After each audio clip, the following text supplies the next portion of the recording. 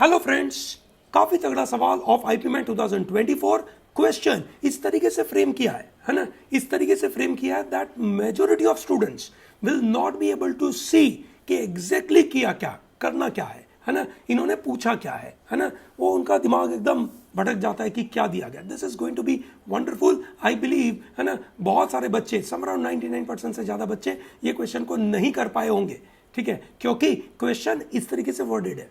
चलो देखते हैं क्या दिया गया है। द नंबर 2000 मतलब 2 की पावर 2024 एंड 5 की पावर 2024 आर एक्सपांडेड। तो 2 की पावर 2024 जो हुआ उसको एक्सपांड किया, 5 की पावर 2024 उसको एक्सपांड किया, and their digits are written out consecutively. तो पहले लिखा 2 की पावर 2024 कुछ होगा, है ना, क्या होगा, something like you can say ABCDEFG ऐसे ऐसे करके कोई होगा।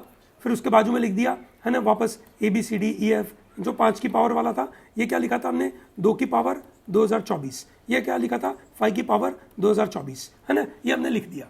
नाउ द क्वेश्चन, ये कंसेक्यूटिवली लिख दिया एक पेज पे, and then they are asking what is the total number of digits return on the page.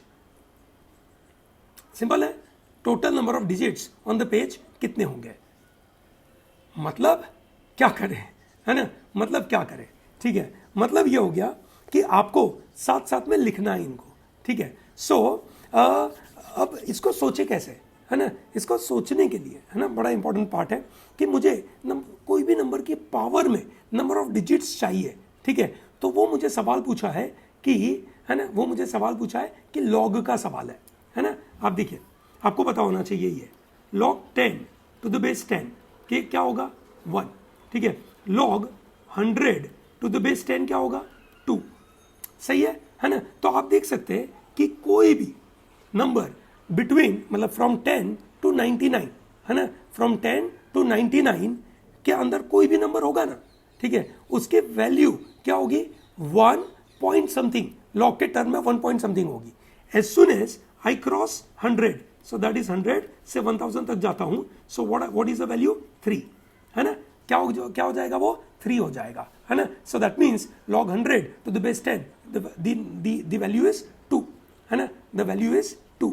तो लॉग अगर मैं निकाल लूं तो लॉग से मुझे नंबर ऑफ डिजिट मिल जाएंगे। कैसे मिलेंगे number of digits, for example let's say 3 digit का नंबर है, 3 डिजिट का नंबर है तो उसके लॉग की वैल्यू बनेगी 2 point something.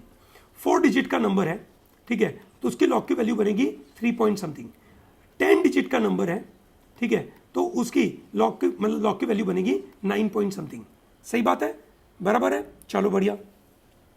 So what do I need to do, है ना, आई नो कि मुझे लेना है log of 2 to the power 2024 to the base 10।